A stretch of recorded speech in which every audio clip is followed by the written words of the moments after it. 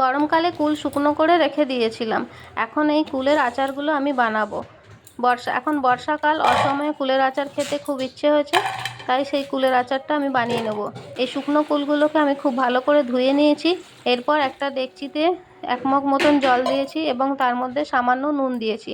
এখানে আমার প্রায় 2 কেজি 2.5 কেজি কুল ছিল শুকনো করে রাখা। 2.5 কেজি কুলের আচার আমি এখন বানাবো। এতে আমি পরিমাণ মতো নুন দিয়েছি আর ওই 1 মগ জল দিয়েছি। দিয়ে গ্যাসে আমি এটা ঢেকে কিছুক্ষণের জন্য ভাপ দিয়ে নেব। এরপর আমি কিছু গোটা মশলা নিয়েছি। এখানে গোটা ধনে, গোটা জিরে, মেথি, পানমৌরি, একটু শুকনো লঙ্কা, 2টো তেজপাতা আর একটু আজওয়াইন নিয়েছি আর মানে গোলমরিচ নিয়েছি। এবার গ্যাসটা জ্বালিয়ে নেব। এবার একটা কড়াই চাপিয়ে দেব। এবার সেই গোটা মশলাগুলো যেগুলো নিয়েছি সেগুলো আমি ড্রাই রোস্ট করে নেব। প্রথমে আমি শুকনো লঙ্কা আর তেজপাতাটা একটু রোস্ট করে নেব।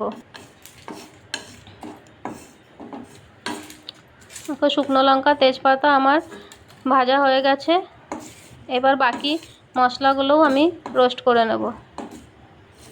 এগুলো রোস্ট করার জন্য কোনো তেল আমি ইউজ করছি না, একদম পুরো ড্রাইভাবে শুকনো কড়াইতেই আমি ভাজছি। এবার এই গোটা যতগুলো মশলা ছিল সব একসঙ্গে ভেজে নেব আমি। আলাদা আলাদা করে ভাজার কোনো প্রয়োজন নেই। আপনারা যদি ইচ্ছে হয় তাহলে ভাজতে পারেন আলাদা আলাদা করে। আমি একবারেই পুরো সব একসঙ্গেই ভেজে নেব। মশলাগুলো যাতে একদম কালো না হয়ে যায় সেদিকে খেয়াল রাখতে হবে। দেখুন আমার মশলাগুলো রোস্ট হয়ে গেছে। এবার এগুলো আমি নামিয়ে ঠান্ডা করে নেব।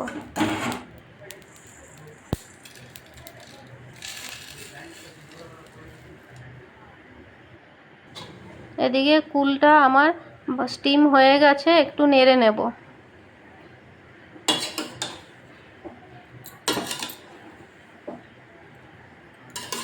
দেখুন কুলগুলো আমার খুব ভালোভাবে ভাপ দিয়ে নিয়েছি আর সেদ্ধ হয়ে গেছে কুলগুলো। এবার আমি এর জলটা ছেঁকে নেব।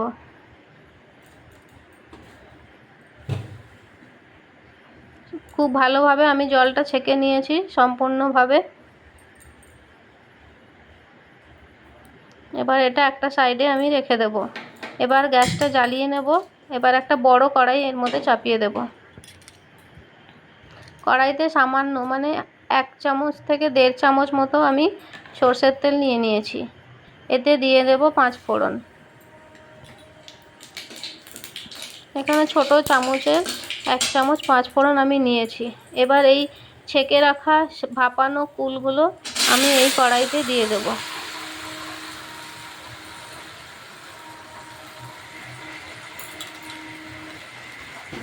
এবার খুন্তি দিয়ে ভালো করে মিক্স করে নেব।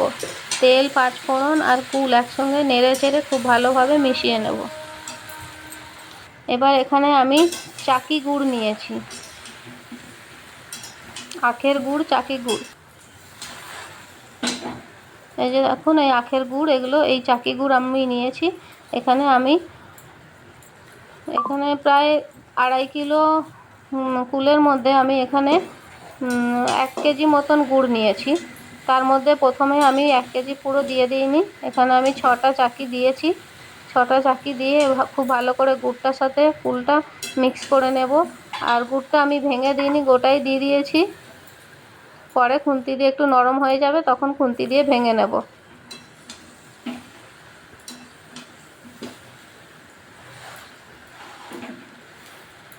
গুড়গুলো ঠেলে ঠেলে খুন্তি দিয়ে জেকে জেকে কড়াইয়ের নিচের দিকে দিয়ে দিলাম যাতে তাড়াতাড়ি গলে যায়।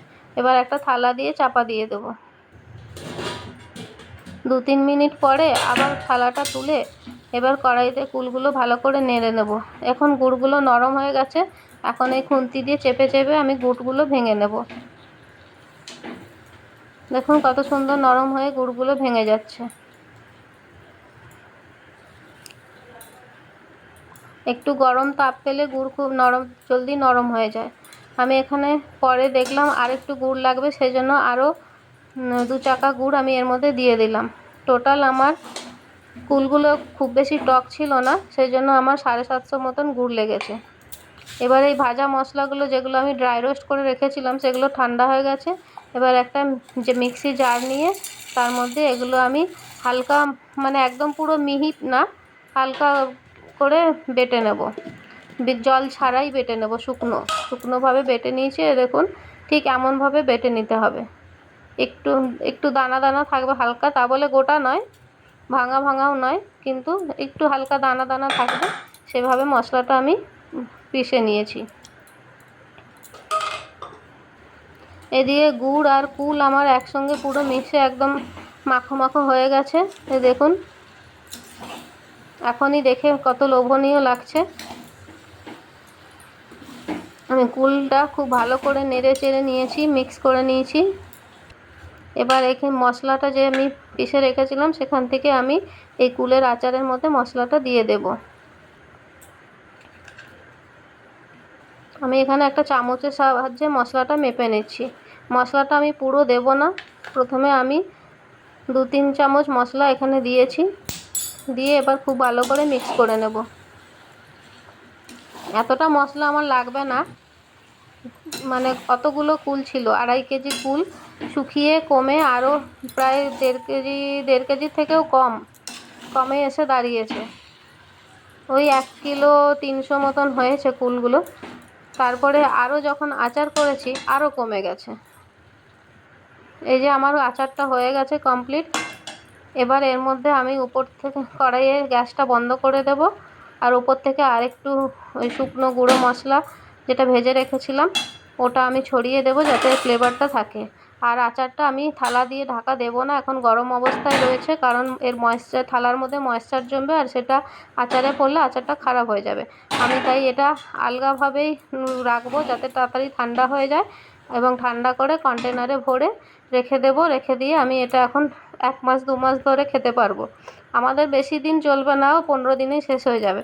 আমার এই ভিডিওটা কেমন লাগলো আপনারা অবশ্যই কমেন্ট করে জানাবেন, আর অবশ্যই একবার এইভাবে আচারটা বানিয়ে দেখবেন। আমি কথা দিচ্ছি আপনাদের খুব ভালো লাগবে। আজকের মতো আসি, টাটা। আর এই যে মশলাটা আমি এখানে যেটা বেঁচে গেছিলো ওটা আমি একটা কন্টেনারে তুলে রাখবো পরে অন্য কোনো রেসিপির জন্য। টাটা, খুব ভালো থাকবেন।